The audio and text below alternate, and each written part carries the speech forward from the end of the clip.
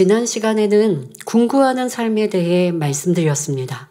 궁구하는 삶이란 하나님의 말씀을 기준 삼아 자신의 마음속에 어떤 비진리가 있는지 속속들이 발견하여 변화되어가는 삶이라 했습니다. 자신을 궁구하지 않는 사람은 상대방이 미워하면 똑같이 미워하게 됩니다. 상대가 먼저 나를 미워했으니까 나도 미워하는 거지. 아니 나는 이거 잘못하는 거 아니야. 저 사람이 나를 먼저 괴롭혔어. 라고 자신의 마음 안에 있는 악을 타당하게 여기는 것입니다. 이런 사람은 결코 변화될 수 없습니다. 성결을 사모한다면 순간 스치는 생각이나 느낌을 그냥 지나쳐버리지 말고 깊이 해부해 나가야 합니다. 오늘 본문은 엘리후가 욥에게 어찌 욥이 삶 키우기를 바라겠느냐, 즉 어찌 욥이 멸망당하기를 바라겠느냐라고 말한 직후에 하는 말입니다. 욥기 37장 21절에 사람이 어떤 때는 궁창의 광명을 볼 수 없어도 바람이 지나가면 맑아지느니라 말합니다. 날씨가 흐리면 구름에 태양이 가려져 햇빛을 볼 수 없습니다. 그러나 바람이 불어 구름이 지나가면 다시 태양을 볼 수 있지요. 엘리후가 이 말을 하는 것은 지금까지 욥과 수많은 변론을 하면서 질책해 왔지만 그래도 한 가닥의 정이 남아있기 때문입니다. 욥이 너무나 미운 한편 그의 처지가 처량하고 불쌍하니 마지막으로 결론을 지어가면서 욥에게 소망을 주고자 하는 것이지요. 하지만 욥은 이미 모든 힘을 상실한 상태였기에 이런 말은 아무 소용이 없습니다. 욥의 친구들과 엘리후는 그동안 욥을 향해 혹독한 비난과 책망, 저주의 말을 쏟아냈습니다. 그들의 계속되는 질타에 욥은 그나마 갖고 있던 소망마저 끊어져 버리고 말았지요. 너무나 큰 상처를 입은 후에 이제 와서 소망을 준다고 해서 무슨 위로나 유익이 되겠습니까? 이는 부모가 자녀를 훈육할 때나 교사가 학생을 가르칠 때 또는 주의 종이 성도를 인도할 때도 교훈 삼아야 합니다. 예를 들어 부모가 자녀의 잘못을 보고 화를 내며 호되게 야단을 치거나 폭언으로 훈계하는 경우가 있습니다. 이렇게 상처를 준 후에 아이를 위로하고 소망을 준다면 무슨 소용이 있겠습니까? 자녀가 잘못했을 때 부모는 절대로 혈기를 내지 말고 차분하게 아이의 잘못을 설명해 주어야 합니다. 그래서 아이가 스스로 잘못한 것을 깨닫고 고개를 끄덕끄덕하게 해야 합니다. 아이가 잘못을 인정할 때 그에 합당한 징계를 받아도 억울하거나 상처받지 않고 이런 벌은 아이에게 약이 됩니다. 그리고 징계 후에는 반드시 자녀에게 따뜻한 위로와 소망을 주어야 합니다. 이처럼 사랑의 징계는 자녀가 잘못을 인정하고 회개하게 만들며 같은 잘못을 반복하지 않도록 도와줍니다.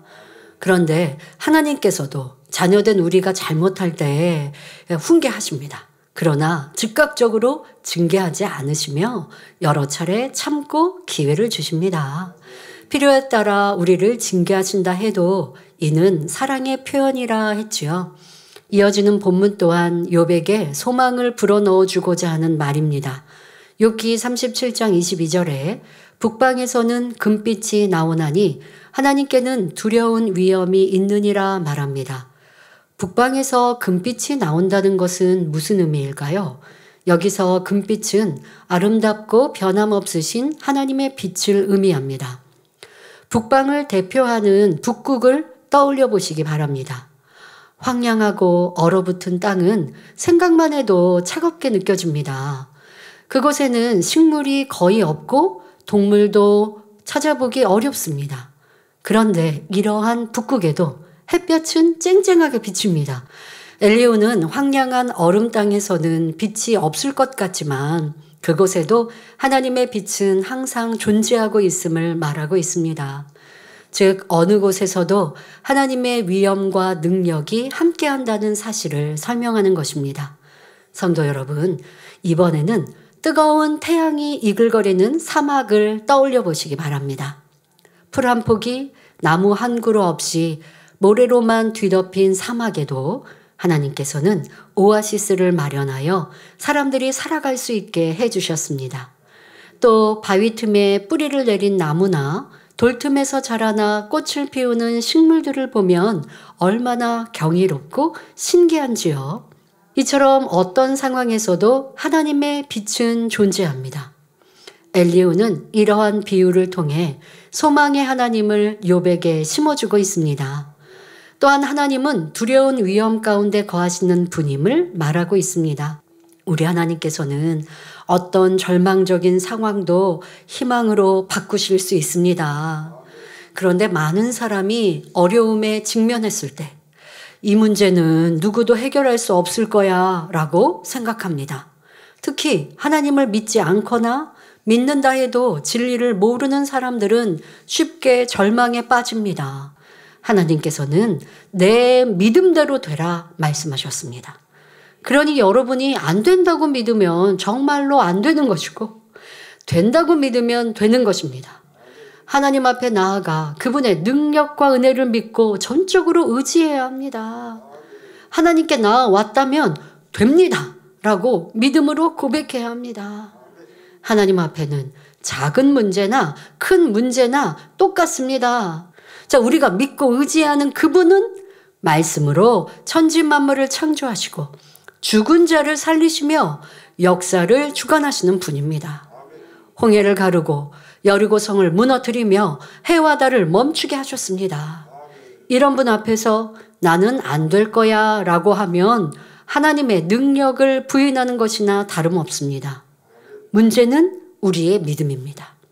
우리의 믿음이 문제의 크고 작음을 스스로 제한하여 하나님의 능력을 온전히 받지 못하는 것이지 하나님은 언제나 전능하십니다. 하나님의 능력을 믿지 못하는 사람은 결국 그분의 능력을 부인하는 것임을 알아야 합니다. 우리가 해야 할 일은 우리 힘으로 문제를 해결하려는 것이 아니라 하나님께서 모든 것을 가능하게 하신다는 믿음을 갖는 것입니다. 이어지는 본문을 보면 욥기 37장 23절에 전능자를 우리가 측량할 수 없나니 그는 권능이 지극히 크사 심판이나 무한한 공의를 굽히지 아니하심이라 말합니다. 전능하신 창조주 하나님을 피조물인 우리가 측량할 수 없다는 것은 너무나 당연한 말입니다. 또 하나님은 권능이 지극히 크시며 모든 일에 의롭고 공정하십니다. 엘리후가 욥에게 이렇게 당연한 말을 하는 것은 다음과 같은 의도를 담고 있습니다. 하나님은 공의로운 분이십니다. 그러니 욥 당신이 원망한다고 해서 하나님께서 마음먹은 것을 굽히실 분이 아닙니다. 이러한 의미이지요. 이 말 자체는 옳은 것 같지만 사실은 엉터리 판정에 지나지 않습니다. 왜냐하면 이는 어둠 속에 살아가는 사람에게 적용되는 말이기 때문입니다. 악한 사람들이 하나님을 원망한다고 해서 하나님께서 공의를 굽히지 않으십니다. 하지만 악인이라도 회개하고 돌이켰을 때는 하나님께서 다시 긍휼을 베풀어 주시고 용서해 주시지요.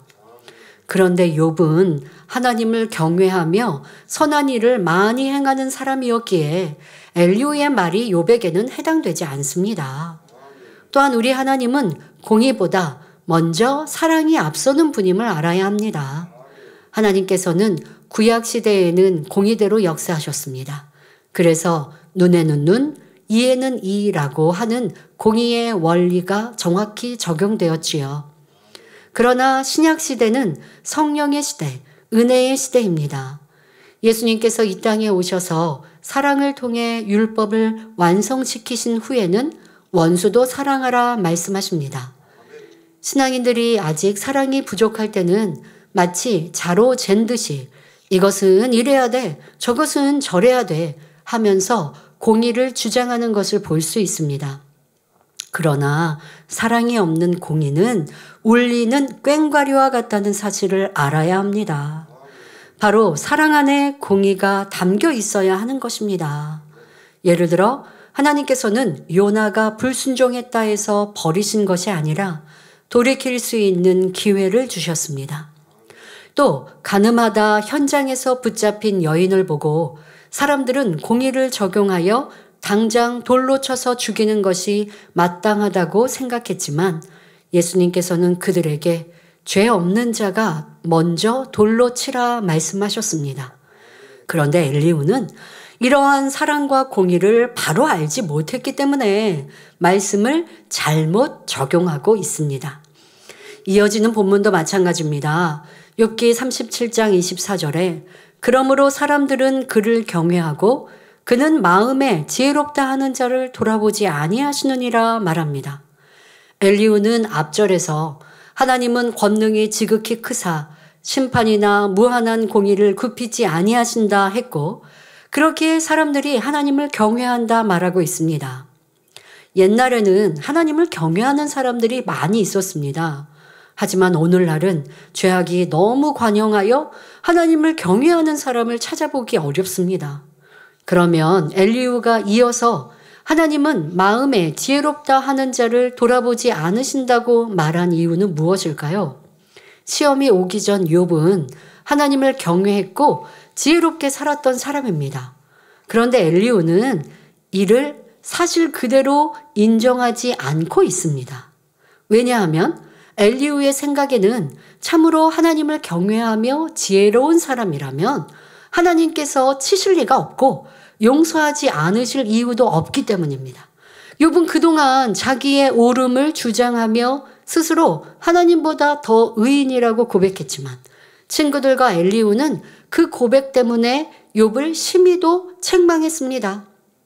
그들이 보기에 욥은 자칭 잘난 사람이며 자칭 지혜로운 사람이었던 것입니다.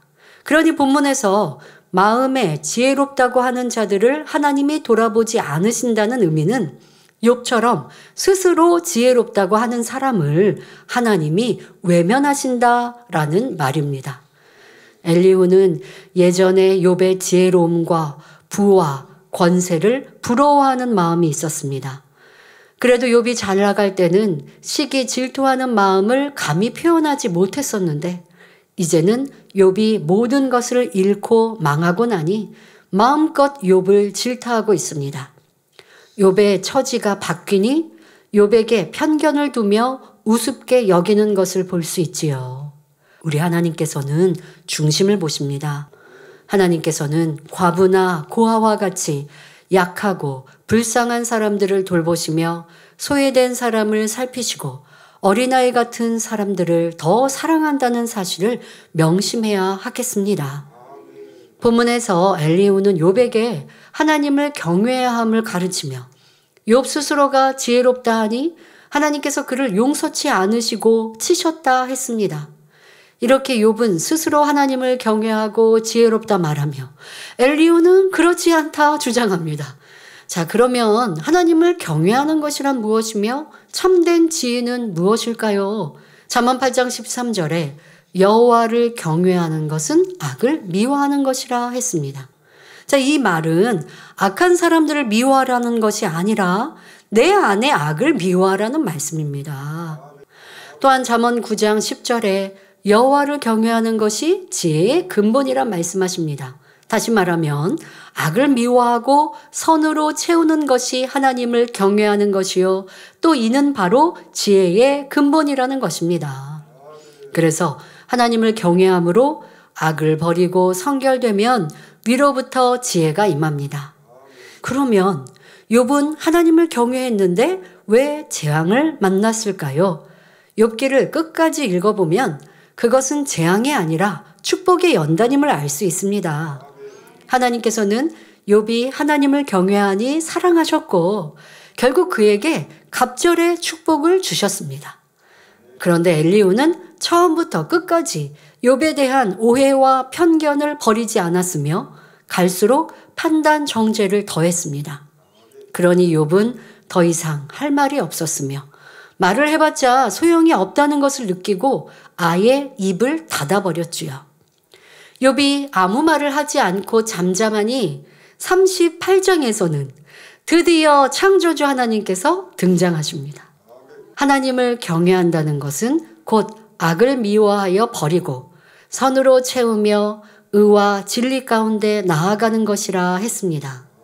잠언 8장 17절에 나를 사랑하는 자들이 나의 사랑을 입는다 말씀하셨으니 하나님을 경외하는 사람은 누구나 하나님의 사랑을 받을 수밖에 없습니다. 또한 잠언 22장 4절에 겸손과 여호와를 경외함의 보응은 재물과 영광과 생명이니라 말씀하셨습니다. 그러므로 여러분 모두가 진정 하나님을 경외함으로 하나님의 큰 사랑을 입으시며 영육 간의 축복을 넘치게 받아 영광 돌리시기를 주님의 이름으로 축원합니다.